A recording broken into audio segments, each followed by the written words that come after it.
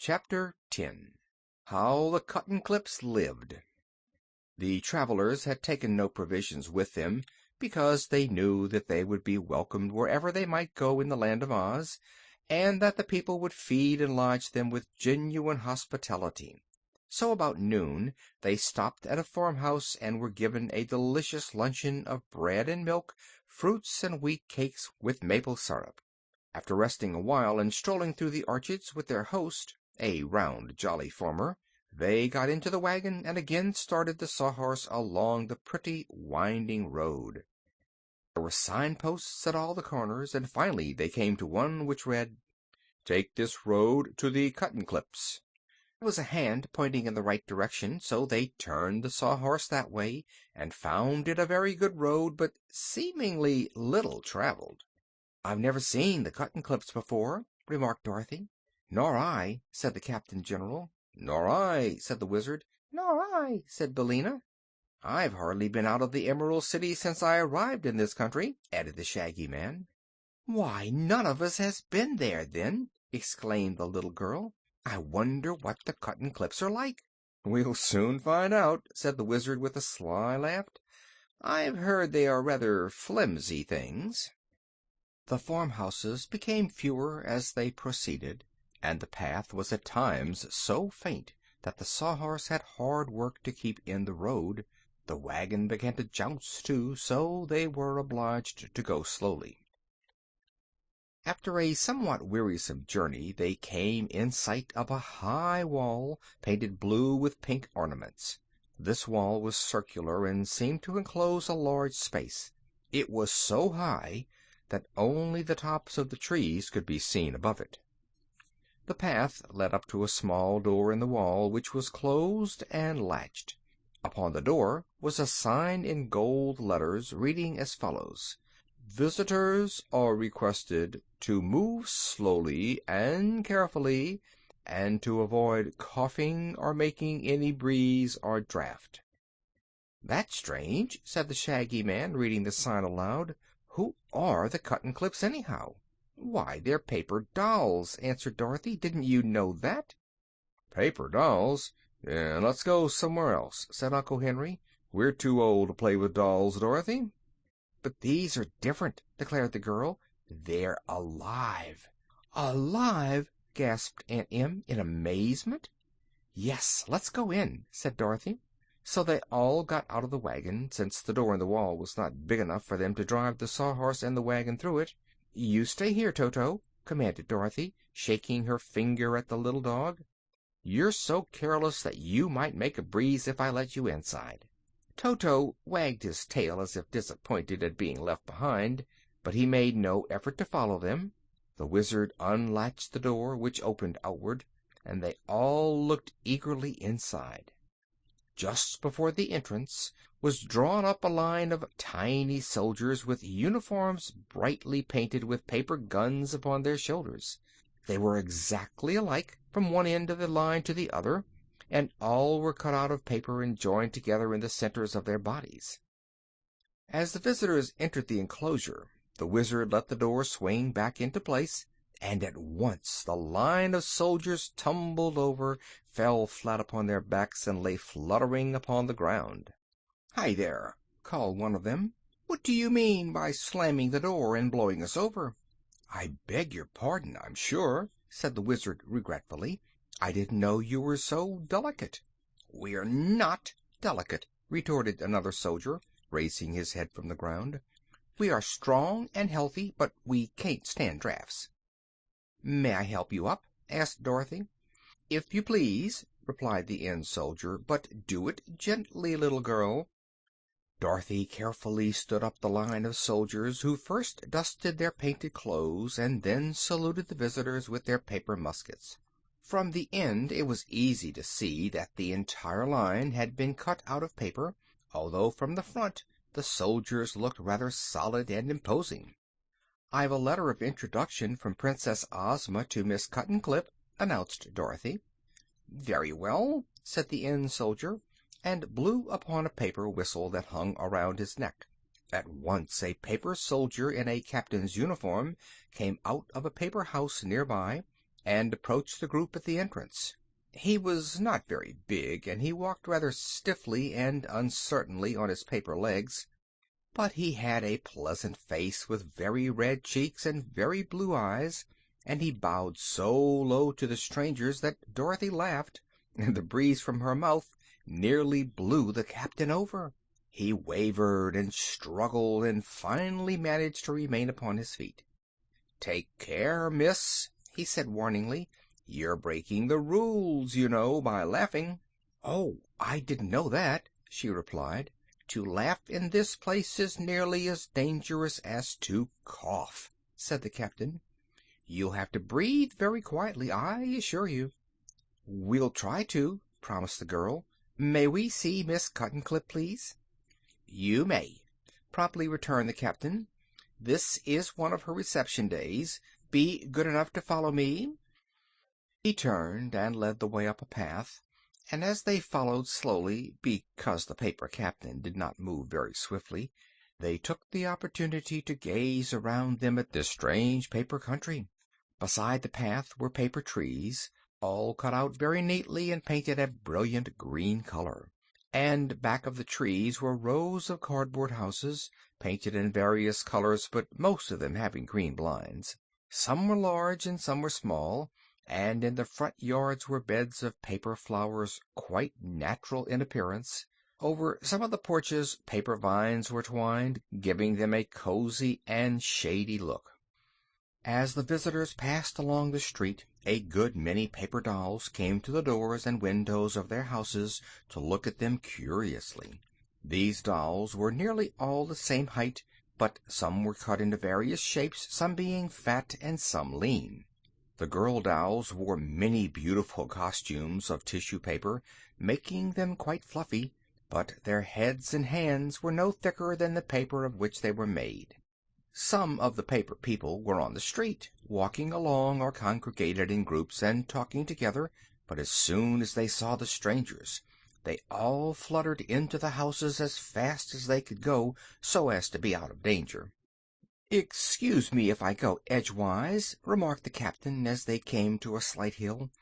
"I can get along faster that way, and not flutter so much." "That's all right," said Dorothy. "We don't mind how you go, I'm sure." At one side of the street was a paper pump, and a paper boy was pumping paper water into a paper pail. The yellow hen happened to brush against this boy with her wing, and he flew into the air and fell into a paper tree, where he stuck until the Wizard gently pulled him out. At the same time the pail went into the air, spilling the paper water, while the paper pump bent nearly double. "Goodness me!" said the hen. "If I should flop my wings I believe I'd knock over the whole village." "Then don't flop them, please don't," entreated the captain. "Miss Cuttenclip would be very much distressed if her village was spoiled." "Oh, I'll be careful," promised Billina. "Are not all these paper girls and women named Miss Cuttenclips?" inquired Omby Amby. "No, indeed," answered the captain, who was walking better since he began to move edgewise. "There is but one Miss Cuttenclip, who is our queen, because she made us all. These girls are Cuttenclips, to be sure, but their names are Emily and Polly and Sue and Betty and such things. Only the queen is called Miss Cuttenclip." "I must say this place beats anything I ever heard of," observed Aunt Em. "I used to play with paper dolls myself, and cut 'em out, but I never thought I'd see such things alive." "I don't see as it's any more curious than hearing hens talk," returned Uncle Henry. "You're likely to see many queer things in the Land of Oz, sir," said the Wizard. "But a fairy country is extremely interesting when you get used to being surprised." "Here we are," called the captain, stopping before a cottage. This house was made of wood, and was remarkably pretty in design. In the Emerald City it would have been considered a tiny dwelling indeed, but in the midst of this paper village it seemed immense. Real flowers were in the garden, and real trees grew beside it. Upon the front door was a sign reading, "Miss Cuttenclip." Just as they reached the porch the front door opened, and a little girl stood before them. She appeared to be about the same age as Dorothy, and smiling upon her visitors, she said sweetly, "You are welcome." All the party seemed relieved to find that here was a real girl of flesh and blood. She was very dainty and pretty as she stood there welcoming them. Her hair was a golden blonde, and her eyes turquoise blue. She had rosy cheeks and lovely white teeth. Over her simple white lawn dress she wore an apron with pink and white checks, and in one hand she held a pair of scissors. "May we see Miss Cuttenclip, please?" asked Dorothy. "I am Miss Cuttenclip," was the reply. "Won't you come in?" She held the door open while they all entered a pretty sitting room that was littered with all sorts of paper, some stiff, some thin, and some tissue. The sheets and scraps were of all colors.